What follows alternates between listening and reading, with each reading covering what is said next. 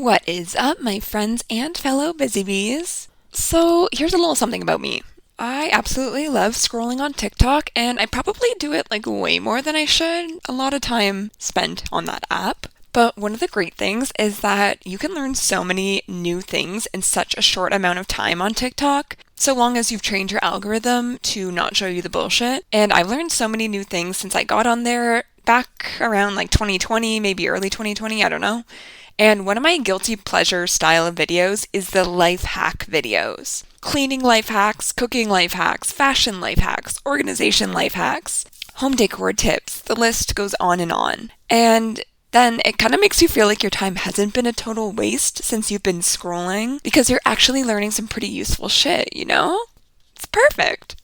So in the spirit of life hacks, today I wanted to bring you some quick wins by letting you know about 5 furniture flipping tips and tricks that you can take with you into your week and know that your time here today wasn't wasted. Whenever I'm using one of these hacks or I think of one as I go about my day, I like to add them to an ongoing list that I have to use as inspiration to make content for Instagram or TikTok.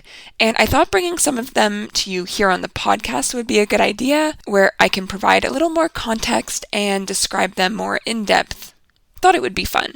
So if you like this style of episode in comparison to the longer ones that are a little bit more of a deep dive in on one topic, let me know. Send me a DM on Instagram at MelDidItHerself or shoot me an email. It's mel@meldiditherself.ca because I'm sure I could whip up a few of these bad boys every now and then if I hear that you guys like them. My first tip has to do with planning out your projects. For those of you who are visual learners, listen up. There's times when I really want to be able to see what a design would look like on a piece before I get started on it, so that I can know that it will look well balanced and flow nicely on the piece before I actually do it, because it's a huge bummer to do a bunch of work on the piece and get it nearly complete, only to then look at it and realize something about it just looks a little bit off. There's definitely more complex softwares out there like Photoshop that you could pay for and learn how to use to get more realistic mock-ups done up. I've also used Canva in the past, but I picked this tip up, I'm pretty sure, from my local furniture flipping friend Michelle from La Forest Living, and it works great for me. You just take your before photo of the piece and then open up your Instagram stories and import the photo there. Then grab a paint swatch or a stain color off of the website of the brand that you're using, or multiple swatches if you're doing a more complex design, and bring those into the same Instagram story. You can also bring in hardware and other decorative accents if you have photos of those, just to kind of put it together in a mood board style. And then you click draw. I think there's like 3 dots in the top right corner, and you can save it or draw. Hit draw and then use the paint dropper function to snag the paint or stain color that you have the swatch of, and then you can draw over the sections that you're thinking of using that color on the before photo. It's definitely a little bit more messy of a mock-up, especially if you're using your phone and you're working on such a tiny screen. However, I do find that it becomes pretty obvious pretty quickly when something looks a little bit weird in a design, so it does the trick for me. For furniture flipping life hack number 2, let's talk bleed through. If you happen to miss it, I have previously done a full episode dedicated to discussing what bleed through is, why it happens, how you can prevent it, and how I would recommend addressing it if you discover it in your makeover.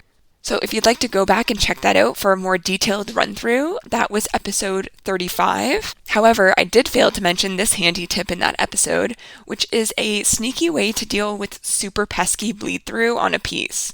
Use black spray paint to spot treat it and stop the bleed through from happening.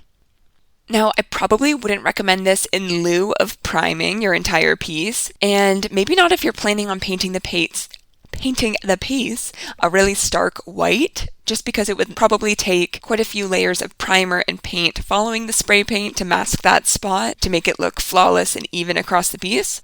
However, if you're working on a piece and find that there's just some little spots that, for whatever the reason, keep pushing past that primer, try this. Grab a can of black spray paint. If it's one that's a primer, probably works better, and just spot treat those areas. Then let it dry thoroughly. You might want to give it 2 coats if you want to be super safe, and then once it's fully dried, go back in with your primer all over that section and let it sit. Ideally, the bleed through will be gone. You're welcome and good luck. And if you're someone who really loves hearing about these helpful hacks and creative tips for your furniture flips, as well as love seeing pretty painted pieces and rad refinished relics, I highly recommend signing up for my Friday Furniture Focused newsletter. I send it out every week, jam-packed with furniture facts, furniture fixes, share whose pieces I'm furniture fangirling over, introduce you to furniture artists and their businesses so that you can get to know more about them and their work, and so much more. So if you'd like to sign up, you can click the link in the show notes or head to MelDidItHerself.ca and keep an eye on your inbox for all that great stuff. My third tip for your furniture makeovers is for those of you who are like me and find it so annoying to have to drill new hardware holes on your pieces after filling the pre-existing holes, because doing the proper math to get them perfectly aligned, level, and centered just seems like rocket science sometimes for some reason. I actually did pretty well in math in school, but for whatever the reason, either I lost the knack or I just make it way more complicated than it needs to be when I'm trying to figure out where to drill the holes, and then typically start second guessing myself. If this rings true for you too, you need to get yourself a cabinet hardware jig. I have one from Craig that I got at Home Depot. It was $35 and it was worth every single penny for me, just for how much easier and quicker it is to determine where to drill the holes. I've done a reel on Instagram before about how to do this, so you can go there if you want to see a visual representation of what to do. But essentially, you just adjust the bolts on the jig to the distance that you want the holes to be from one another. Find the center point of the dresser or drawer or whatever you're trying to put the holes in, and find the center lengthwise and widthwise. Then adjust the jig so that the center of it aligns with that spot, and then mark your holes. So quick and so simple. 10 out of 10 recommend. It has saved me so much time and frustration. For furniture flipping life hack number 4, let's talk about hand sanding. Now, I have spent many an hour hand sanding the edges of furniture pieces, trying to get them stripped back to the bare finish. It is a great workout, and sometimes you can really get into the groove and deep dive into a really great playlist or a podcast while you're plugging away at it, and time seems to just fly by. But other times, and kind of more often, I'm sweating, I'm effectively sanding off my fingertips and cursing it, wishing it would just end and that finish would get the fuck off. Does that sound about right?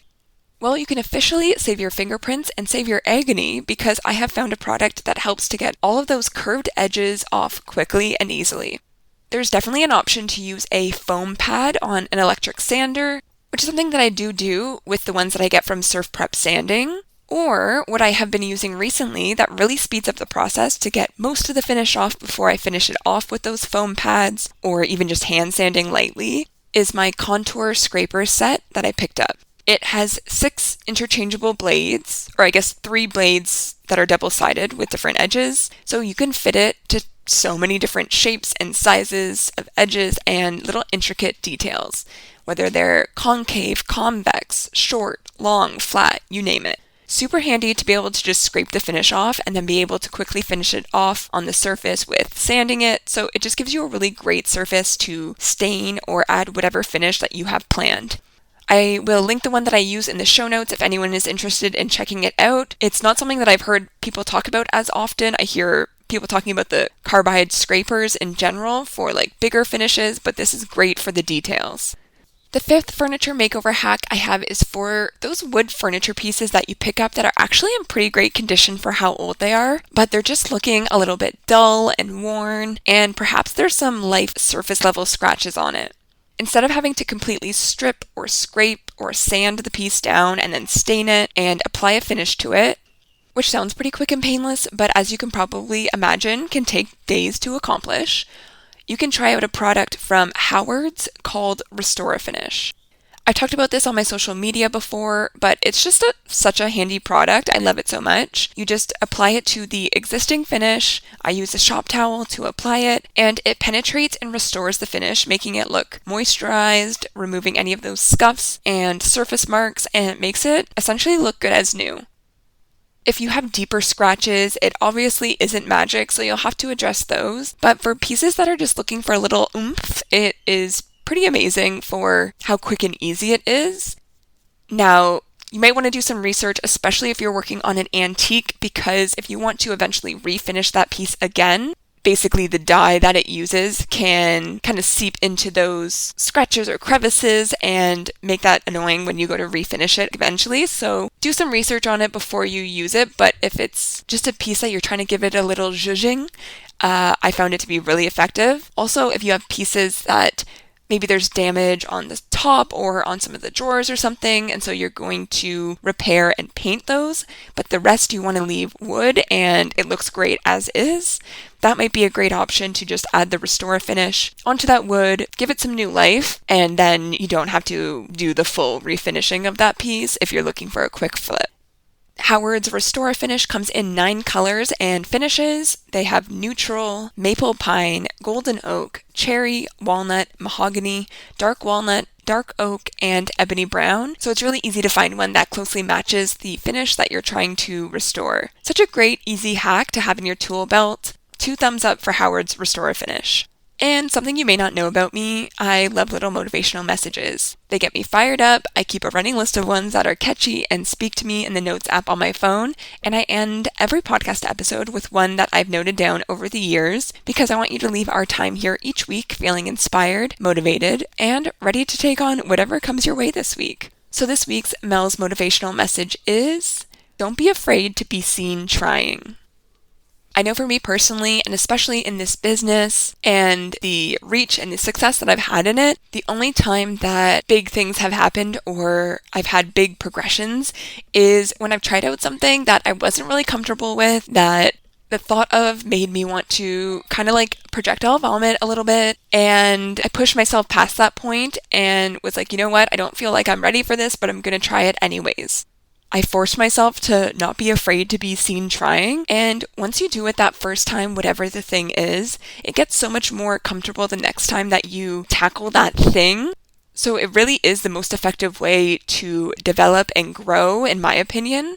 And you really just can't harp on thinking about other people's perceptions of you and their thoughts of you and, what they may or may not be saying behind your back or behind closed doors. I think so often we can stop ourselves from taking those risks and pushing ourselves past our comfort zones because we're worried about those kinds of things and people's perceptions, or what are the people that knew me in high school going to say if I post something on Instagram or something. But at the end of the day, I just want to encourage you to not focus your time and attention and efforts on those people, because ultimately they're not your people. They're not the people that you want to spend your precious time on. They are not supporting you. They are not promoting you. They are not encouraging you. So they have no business being in your brain or having any decision in your business or other decision making that you're doing in your life. So don't be afraid to be seen trying. Do something that's a little bit past your comfort zone and just wait and see the rewards that come from it. And that will be the best validation and reinforcement that you've made the right decision in pushing yourself. Because if you keep doing what you've always done, you're going to keep getting the same results that you've been getting, unless you get some really lucky break and you win the lottery. So get a little bit uncomfortable and don't be afraid to be seen trying this week, BusyBees. All right, that's it for now. I appreciate your time and I will catch you guys next week.